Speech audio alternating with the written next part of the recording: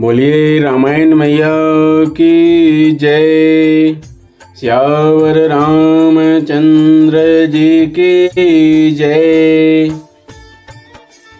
जो व्यापक, अकल, इच्छा रहित, अजन्मा और निर्गुण हैं तथा जिनका ना नाम है ना रूप है, वही भगवान भक्तों के लिए नाना प्रकार के अनुपम अलौकिक चरित्र करते हैं। यह सब चरित्र मैंने गाकर कहा। अब आगे की कथा मन लगाकर सुनो।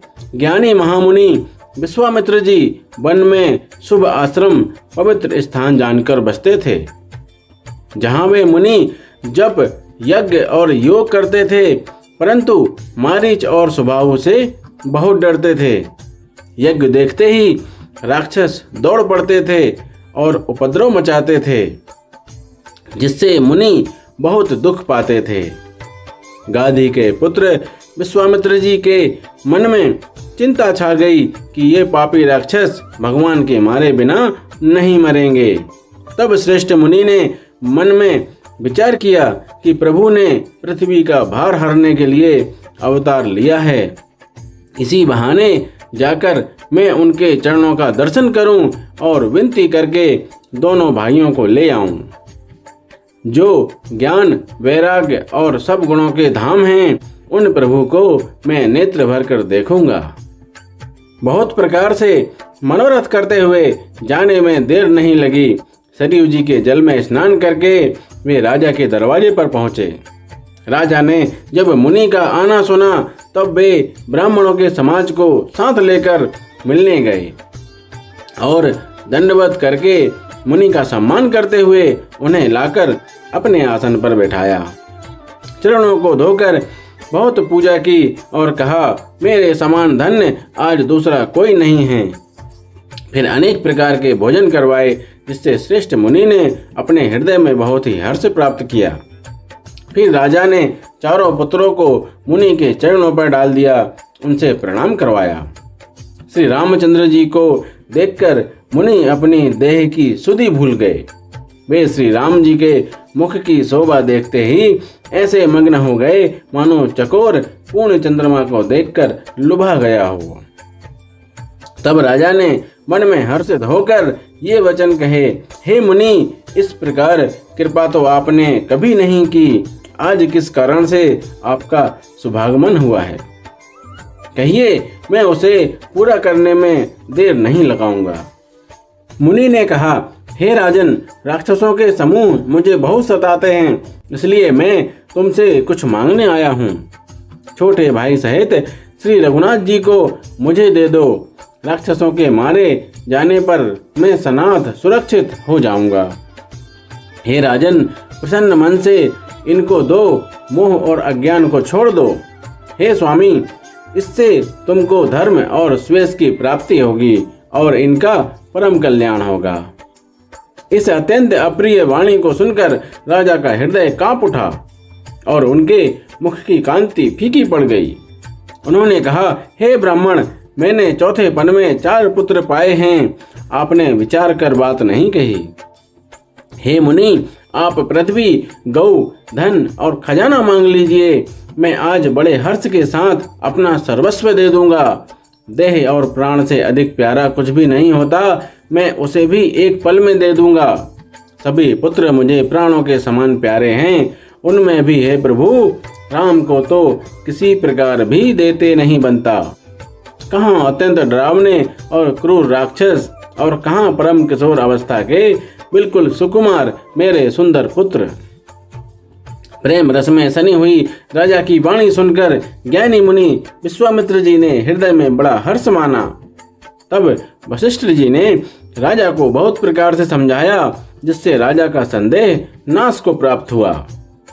राजा ने बड़े ही आदर से दोनों पुत्रों को बुलाया और हृदय से लगाकर बहुत प्रकार से उन्हें शिक्षा दी। फिर कहा, हे नाथ, ये दोनों पुत्र मेरे प्राण हैं। हे मुनि, अब आप ही इनके पिता हैं, दूसरा कोई नहीं।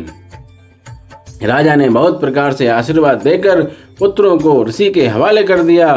फिर प्रभु माता के महल में गए और उनके चरणों में सिर नवाकर चले।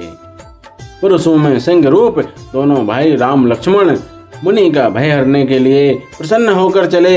वे कृपा के समुद्र, धीर बुद्धि और संपूर्ण विश्व के कारण के भी कारण हैं। भगवान के लाल नेत्र हैं, चौड़ी छाती, विशाल भुजाएं हैं, नील कमल और तमाल के वृक्ष की तरह श्याम शरीर है, कमर में पीताम्बर पहने और सुंदर तरकस कसे हुए हैं। दोनों हाथों में क्रमशः सुंदर धनुष और बाण हैं। श्याम और गौरवर्ण के दोनों भाई परम सुंदर हैं। विश्वामित्र जी को महान निधि प्राप्त हो गई। वे सोचने लगे, मैं जान गया कि प्रभु ब्राह्मण देव ब्राह्मणों के भक्त हैं। मेरे लिए भगवान ने अपने पिता को भी छोड़ दिया। मार्ग में चले जाते हुए मुनि ने ताड़का को दिखलाया। शब्द सुनते ही वह क्रोध करके दौड़ी। श्री राम जी ने एक ही बाण से उसके प्राण हर लिए और दीन जानकर उसको निज पद अपना दिव्य स्वरूप दिया। तब ऋषि विश्वामित्र ने प्रभु को मन में विद्या का भंडार समझते हुए भी लीला को पूर्ण करने के लिए ऐसी विद्या दी जिससे भूख प्यास ना लगे और शरीर में अतुलित बल और तेज का प्रकाश हो। सब अस्त्र शस्त्र समर्पण करके मुनि प्रभु श्री राम जी को अपने आश्रम में ले आए और उन्हें परम हितु जानकर भक्ति पूर्वक कंद मूल और फल का भोजन कराया। सवेरे श्री रघुनाथ जी ने मुनि से कहा, आप जाकर निडर होकर यज्ञ कीजिए। यह सुनकर सब मुनि हवन करने लगे। आप श्री राम जी यज्ञ की रखवाली पर रहे। यह समाचार सुनकर मुनियों का शत्रु क्रोधी राक्षस मारीच अपने सहायकों को लेकर दौड़ा। श्री राम जी ने बिना फल वाला बाण उसको मारा, जिससे वह 100 योजन के विस्तार वाले समुद्र के पार जा गिरा। फिर सुबाहु को अग्नि बाण मारा।